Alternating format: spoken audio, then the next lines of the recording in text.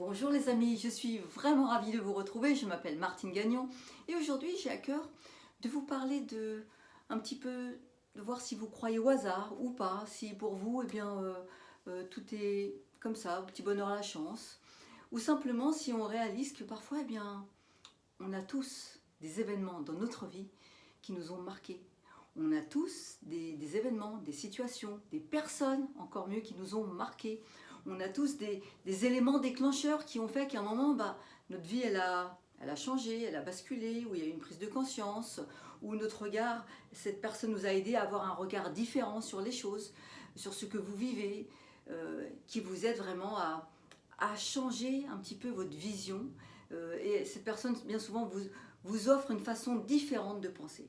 Une pensée, c'est quoi en fait? Une pensée, vous savez, c'est un truc qu'on se raconte. C'est une histoire qu'on se raconte. Et parfois, on reste pendant des années à se raconter des mauvaises histoires, des histoires qui nous font du mal, des histoires qui nous empêchent d'avancer. Et puis un jour, formidable, il se passe qu'on rencontre une personne ou une situation qui nous font basculer et que notre perception, presque parfois notre sens de la vie change. N'accordez pas trop d'importance aux pensées que vous avez qui tournent en rond et qui vous font du mal. C'est quand même la petite parenthèse que je vais vous dire. En tout cas, tout ça pour vous parler de quoi? Eh bien, vous parler de savoir si est-ce que le hasard existe. Certains diront le hasard n'existe pas, c'est évident. Et puis d'autres, un petit peu plus cartésiens peut-être, eh bien diront le hasard c'est le hasard. Et franchement, alors je m'interroge toujours quand on dit le hasard c'est le hasard.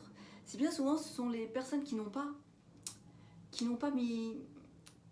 porté d'attention sur certains événements qui leur sont arrivés dans la vie. Parce que si on regarde bien, il y a des concours de circonstances qui nous paraissent à tous assez incroyables. Je vous donne quelques exemples, parce que des fois c'est des petites choses simples, hein. Vous savez, comment on appelle ça, les coïncidences. Oui, certains appelleront ça les coïncidences.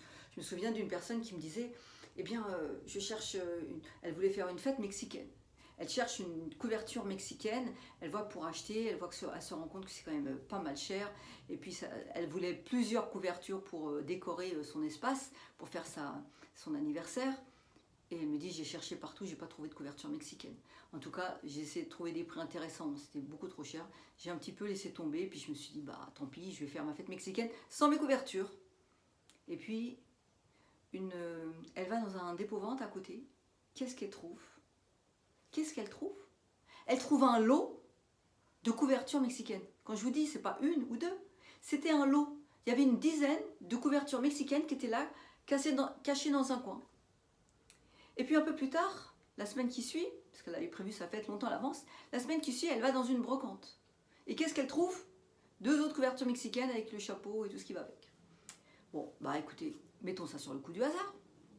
Une autre personne me dit, tu sais moi, j'avais vraiment envie de faire ce voyage et d'aller en Israël. Elle prenait le bateau à Athènes, c'est ça. Et puis arrive le moment pour prendre le bateau. Et le bateau, à ce moment-là, elle pensait que la carte d'identité suffisait et non, il lui fallait un passeport. Et les autorités n'ont absolument rien voulu entendre. Donc, elle se trouve devant le bateau, tous les gens qui embarquent, et elle, pas de passeport. Donc, pas de bateau.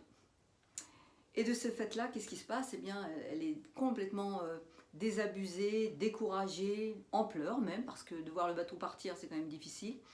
Et elle appelle son tour opérateur.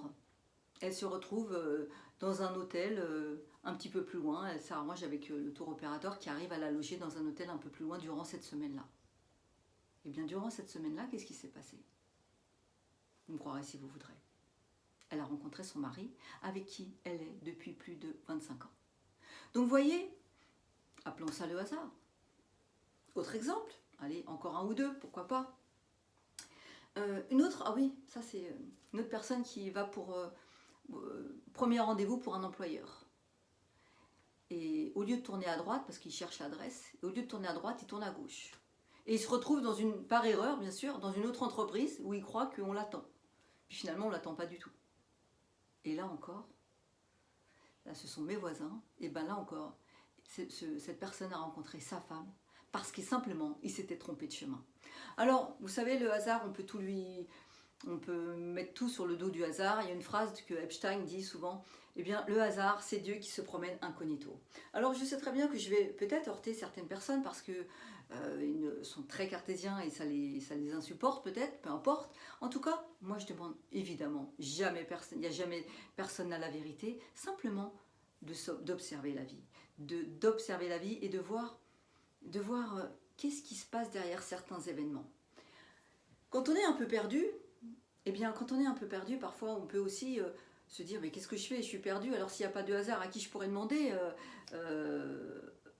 Alors moi je préconise souvent la méditation pour vider notre tête de façon à ce que justement s'il y a un message qui doit être passé, il faut que notre mental qu'il laisse de l'espace, qu'il ne remplisse pas toute notre tête, parce que le mental, il nous envahit et parfois il nous empêche d'avoir des bonnes intuitions. Alors quand on fait de la méditation, eh bien, il y a deux façons d'obtenir les choses. La première, j'aime cette idée que la méditation, de vider votre tête et puis de laisser venir. Demandez de mettre en relation avec ce qu'il y a de plus grand que nous, appelez-le comme vous voulez, l'univers ou autre. Et puis, quand on fait de la méditation, pour que ce que vous demandez au départ, quand on fait une méditation, c'est bien d'avoir une intention au départ, d'avoir l'intention et puis si vous avez quelque chose à demander, pourquoi pas, mais par contre, de ne pas vous projeter dans ce que vous voulez, c'est-à-dire vous laissez faire. Vous ne mettez pas dans votre tête, je veux que ça soit comme ci ou je veux que ça soit comme ça. Parce que la méditation, c'est simplement l'idée de laisser le divin ou l'univers nous amener ce qui va être justement bon pour nous. Laisser le divin, je ne sais pas comment l'appeler autrement, choisir la meilleure solution qui va faire que nous, ça va nous convenir. Qui va faire que, parce qu'il y a des fois, il y a des choses qu'on ne sait pas et qui est bonne pour nous, mais on ne sait pas trop. On sait pas trop. Alors, dans ces cas-là, la méditation, si vous avez quelque chose à demander, vous demandez votre intention de départ. Voilà, j'ai envie de me sentir en paix, j'ai envie de me trouver une situation qui me permet d'être le plus libre possible, le plus heureux possible dans tel et tel domaine. Et laissez venir ce qui va venir. Et ne visualisez pas pour le coup, parce que ça c'est une autre méthode, hein, mais quand on fait de la méditation, il ne faut pas visualiser, il faut laisser venir le divin, et le divin ou l'univers va choisir la meilleure solution pour vous. Alors je sais tout ça aussi que ça peut heurter, mais c'est pas grave, on n'est pas obligé de tous penser les mêmes choses, c'est pas grave, on est 8 milliards d'humains, on a bien le droit d'être différents. Ça, c'est une première solution. La méditation est très importante quand vraiment on voudrait obtenir quelque chose qui nous tient à cœur. Et puis la deuxième, c'est la visualisation. Alors là, c'est très différent. La visualisation, j'ai envie de vous dire, c'est tout le contraire. Visualiser au maximum, parce qu'il a été démontré que finalement, il se passe beaucoup plus le mental.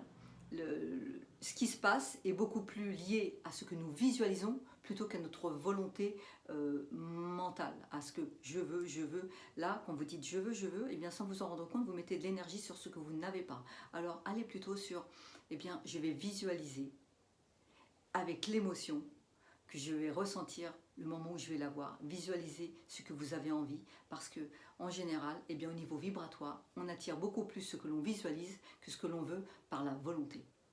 C'est toujours la visualisation qui gagne. Voilà, pour résumer, faites votre choix, si vous croyez ou pas au hasard. Voyez, si vous n'y croyez pas, faites le point des fois de quelques coïncidences que vous auriez pu voir. Ça peut peut-être vous interroger. Et puis, quand vous avez vraiment envie de quelque chose, comme nous sommes créateurs, soit vous faites de la visualisation pour monter vos vibrations et attirer ce que vous avez envie, soit vous faites de la méditation et vous faites confiance. Vous faites confiance à l'univers qui va faire le choix de vous amener ce qui est bon pour vous. Voilà ce que je voulais vous dire aujourd'hui. C'est une vidéo un peu particulière parce qu'un peu plus spirituelle. Mais néanmoins, ça fait partie de moi aussi. Donc j'avais envie de vous le partager et puis de vous rappeler que vous êtes vraiment toujours aussi unique. Une grande valeur, toujours d'une grande valeur. Et prenez soin de vous. Prenez conscience à quel point vous êtes un être exceptionnel non pas parce qu'on fait des choses incroyables, simplement parce que vous avez des capacités ou parfois vous n'avez sans doute pas conscience. Je vous souhaite une excellente journée et je vous dis à très bientôt, j'espère. Et si vous avez envie, mettez-moi un pouce.